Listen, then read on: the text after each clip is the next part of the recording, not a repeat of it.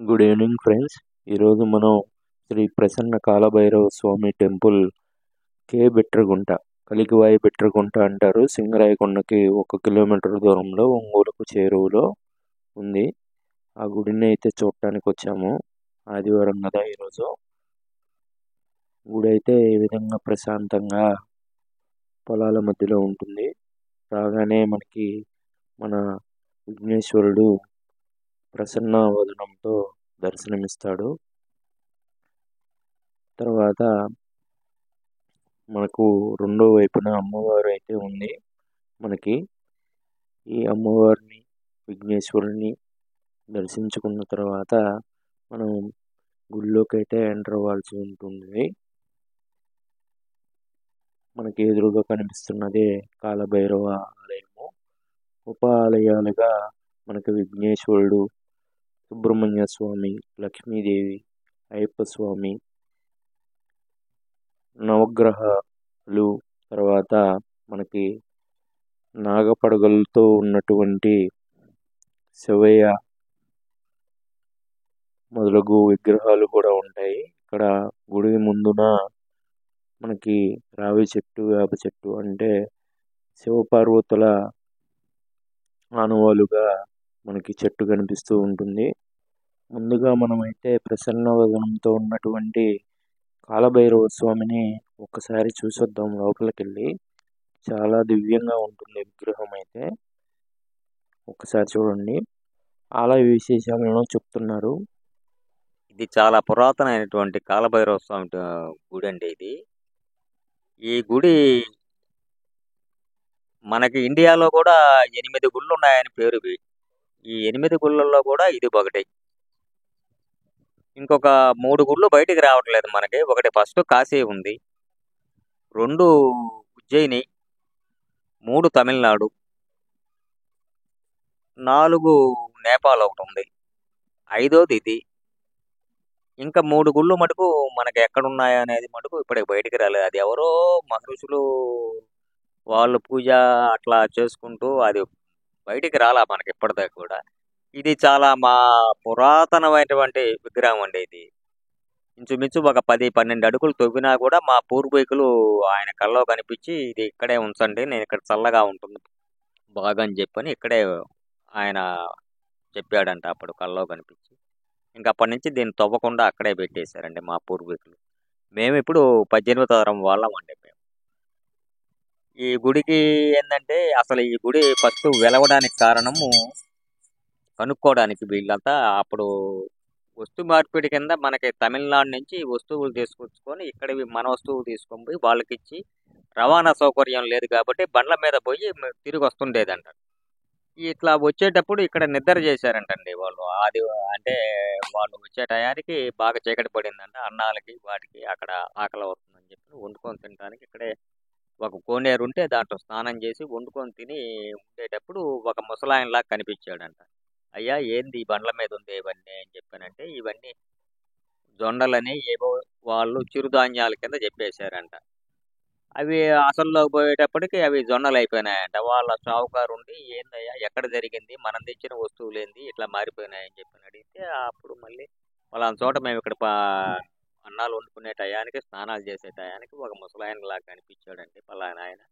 ఆయనకి ఇట్లా అబద్ధం చెప్పాము మేము అని చెప్తే మళ్ళీ ఇక్కడికి వచ్చి ఆయన నిద్ర చేసినప్పుడు కల్లో కనిపించి చెప్పాడంట, నా పేరు కాలభైరవుడు అంటారు, నేను ఇక్కడ ఉన్నాను చెట్లల్లో అని చెప్పని. ఇదంతా అడవిలాగా ఉండేదంట.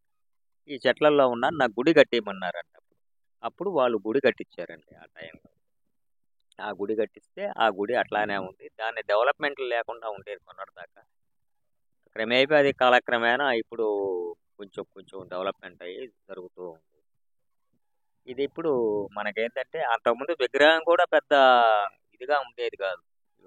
ఇవన్నీ ఏర్పడినాయి ఇప్పుడు. కళ్ళు, ముక్కు, చెవులు ఇట్లా ఒక ఆకారం అప్పుడు లేదు, ఉండేది కాదు.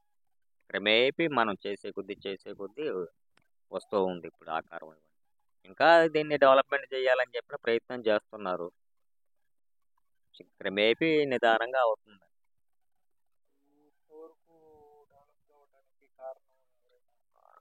కొంతమంది అంటే మా ఊరు వాళ్ళు కొంతమంది ఉన్నారు. సిఎస్ రామ్మోహన్ గారు అని చెప్పని జయలలిత దగ్గర సిఎస్గా చేశారు. ఆయన కొంచెం పట్టించుకొని బాగు చేస్తున్నాడు. భాస్కర్ రెడ్డి ఒక ఆయన, వీళ్ళు చేస్తున్నారు. కుండా భాస్కర్ రెడ్డి అని మా ఊర్లో ఉన్నాడు ఆయన. వాళ్ళు కొంచెం ప్రయత్నం చేసిన తర్వాత ఇప్పుడు రోడ్లు ఇవన్నీ పడ్డాయి. అంతకుముందు అవి కూడా లేవు. 5 సంవత్సరాల క్రితం వచ్చిన దానికి ఇప్పటికి చాలా తేడా ఉంది. చాలా తేడా ఉంది.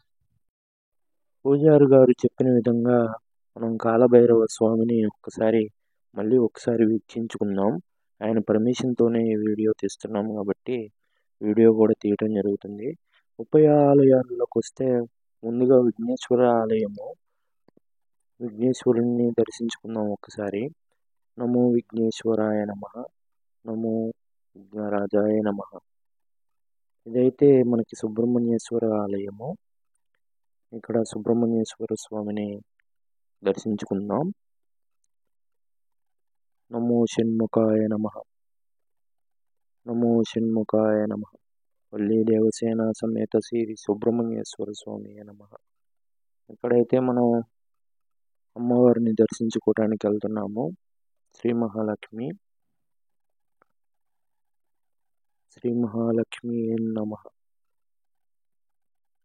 నమో శ్రీనివాసాయ నమః. మనం ఇప్పుడు గుడి ఆవరణ అయితే చూస్తున్నాము.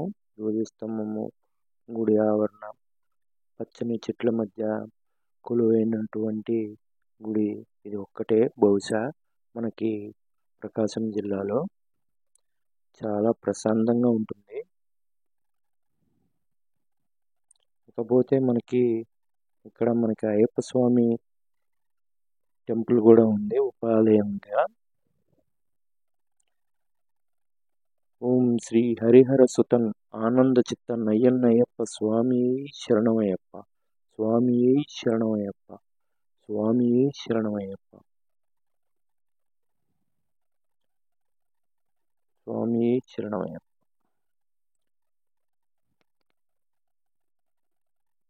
ఇక్కడైతే మనం నవగ్రహాలను చూడొచ్చు. నవగ్రహాలు కూడా చక్కగా ప్రతిష్ఠింప చేయబడి ఉన్నాయి. నవగ్రహాలను ఒక్కసారి వీక్షించి మనం మిగతా ఆలయ పరిసరాలను కూడా చూద్దాము. భక్తులైతే చాలా తక్కువ మంది ఉన్నారు. పర్వదినాల్లోనే ఎక్కువ సంఖ్యలో వస్తారు అని చెప్పున్నారు. ఆదివారం అయితే ఎంతో కొంతమంది ఎక్కువ మందే వస్తారు. మేము వెళ్ళినప్పుడైతే ఒక 30-40 మంది అయితే వచ్చారు. రష్ అయితే చాలా తక్కువగా ఉంటుంది. ఇక్కడ మనకి వేప చెట్టు కింద శివలింగాలు, నాగపడగలు, సుబ్రహ్మణ్య స్వరూపముగా మనకి ఇక్కడ ప్రతిష్ఠింపజేసి ఉన్నారు. ఇక్కడ కాలభైరవ స్వామికి గుమ్మడికాయలతో దీపము అనేటటువంటిది ప్రత్యేకము. అదేవిధంగా ఇక్కడ ఎదురుగా కనిపిస్తున్నది మనకి ఇక్కడ ఉన్నటువంటి ఉమ్మెత్త చెట్టు అండ్ మారేడు చెట్టు కనిపిస్తున్నాయి. అమ్మవారికి ఇష్టం అని చెప్పి ఇక్కడ ఉమ్మెత్త చెట్టు నాటినట్లు పూజారి గారు తెలియజేశారు. కాలభైరవ స్వరూపమైనటువంటి కాలభైరవుడు దర్శనమిచ్చినట్లయింది. కుక్కగారు ఉన్నారు అక్కడ. అదేవిధంగా యజ్ఞాలు చేయడానికి యజ్ఞగుండము, యజ్ఞములు కూడా నిర్వహిస్తారు అనడానికి సాక్ష్యంగా. మళ్ళీ మనం తిరిగి ఆలయం యొక్క ధ్వజస్తంభం దగ్గరికి వచ్చాము. మన ఆలయంలో ఉన్నటువంటి కాలభైరవ స్వామికి చిన్న ద్వారం మాత్రమే ఉంటుంది. ఆ చిన్న ద్వారంలోకి ఎంటర్ అవ్వాలి అంటే మనం ఖచ్చితంగా వంగి మాత్రమే వెళ్ళి దర్శనం చేసుకోవాల్సి ఉంటుంది. ఇక్కడ ఏంటంటే ఆలయంలోకి భక్తులను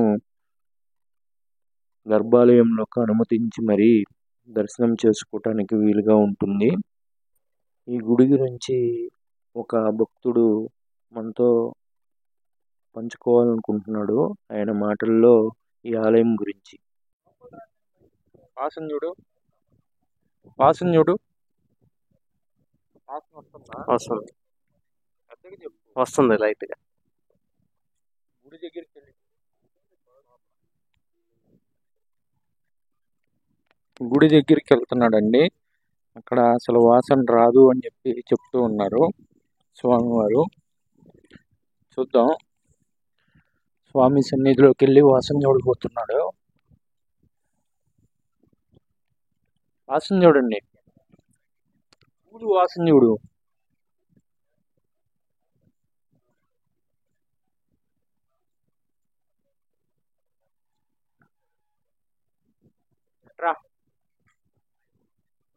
రా ఇంకా.